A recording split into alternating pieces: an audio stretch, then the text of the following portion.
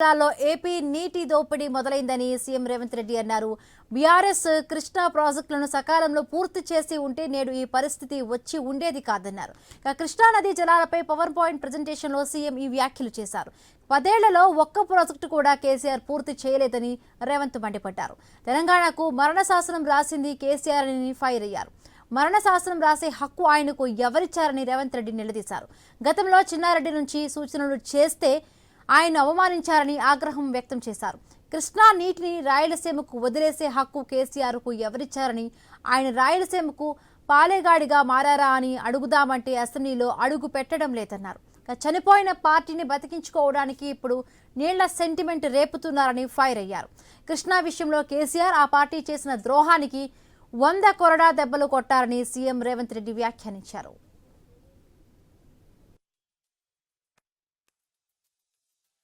ప్రజలను తప్పుదోవ పట్టించడానికి ఈరోజు వాళ్ళు శాయశక్తుల ప్రయత్నం చేస్తున్నారు. అందుకే ఈరోజు కృష్ణానదిలో చంద్రశేఖరరావు గారు చేసిన ద్రోహము, ఉమ్మడి రాష్ట్రంలో సీమాంధ్ర పాలకులు చేసిన అన్యాయానికంటే 1000 రెట్లు ఎక్కువ అన్యాయం చేసిండు చంద్రశేఖరరావు.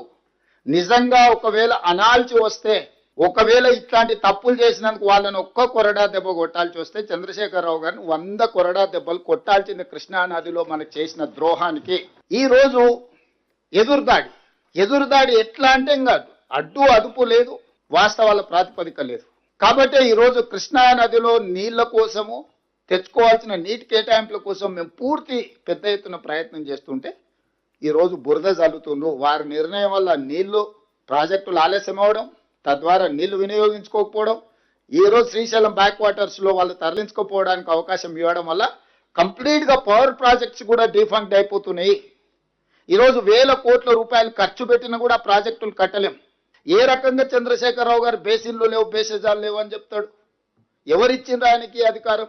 ఏ హోదాలో ఆయన బేసిన్లు లేవు, బేసిజాలు లేవు, మీరు గోదావరి జలాలను కృష్ణా దాటించి పెన్నాకు తీసుకెళ్ళండి, మీకెందుకు నేను చూసుకుంటా అని వాళ్ళ తరఫున ఒకళ్ళతో పుచ్చుకుంటాడు. వాళ్ళ పట్ల వాళ్ళ పక్షాన పాలేగాడి కింద మారిండా? ఇది అడుగుదామంటే ఆయన రాడు. వాస్తవాలు వివరిద్దామని అంటే ఆయన చర్చ కుదరదు అంటాడు.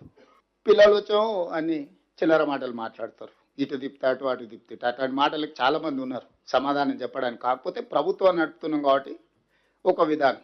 ఆ ప్రాజెక్టును 980 నుంచి ప్రాంతాన్ని మార్చిండు. మేడిగడ్డ, అన్నారం, సుందిల అంచనాలు మార్చిండు, పేరు మార్చిండు కాళేశ్వరం. సరే, స్వార్థం కోసం ఏదైనా చేసిండని ఒక క్షణం ఏదైనా అనుకున్నా, ఎందుకు రంగారెడ్డి జిల్లాలో, నల్గొండ జిల్లాలో ఆయకట్టును తొలగించిండు? బేసిన్లు లేవు, బేసిజాలు లేవని చెప్పిన చంద్రశేఖరరావు గారు 23, 24, 25, 26 ప్యాకేజీలు దాదాపు రంగారెడ్డి జిల్లాలో ఎందుకు కాళేశ్వరం అనే పేరు పెట్టిండే? ప్రాణైతే చేవెళ్ళ అంటే చేవెళ్ళ ఉంటే చేవెళ్ళకి నీళ్లు రాకపోతే నిలదీస్తారని చెప్పి రంగారెడ్డి జిల్లాకు అన్యాయం చేయడానికి నువ్వే స్వయంగా చెప్పినావు. బేసిన్లు లేవు, బేసిజాలు లేవు, నీళ్లు ఉంటే ఎక్కడైనా వాడుకోవచ్చు అని. బేసిన్లు లేవు, బేసిజాలు లేవానేమో గోదావరి జలాలను కృష్ణా బేసిన్ దాటి పెన్నా బేసిన్కు తరలించమని సీమాంధ్రులకు చెప్పినావు.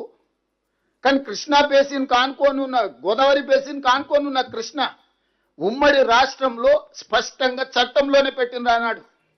ఆంధ్రప్రదేశ్ గోదావరి జలాలను తరలించుకోపోవడానికి బేసిన్లు లేవు, బేసిజాలు చేయవని చెప్పిన నువ్వు తెలంగాణ రంగారెడ్డి జిల్లా, నల్గొండ జిల్లాకు గోదావరి జలాలను ఇయ్యడానికి అది గోదావరి బేసిన్ కృష్ణా బేసిన్ కు తీసుకురావడానికి వీలు లేదని చెప్పి నువ్వే కదా తొలగించింది.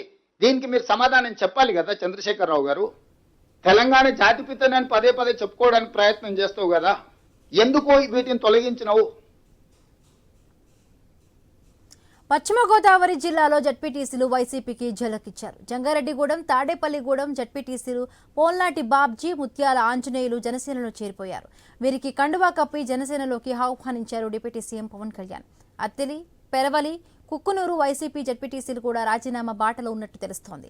48 మంది మొత్తం జడ్పీటీసీల్లో 2 నుంచి మ్యాజిక్ ఫిగర్ కు కూటమి బలం చేకూరుకుంది. ఇప్పటికే జడ్పీ చైర్పర్సన్ గంటా పద్మశ్రీ టీడీపీలో చేరిపోయారు.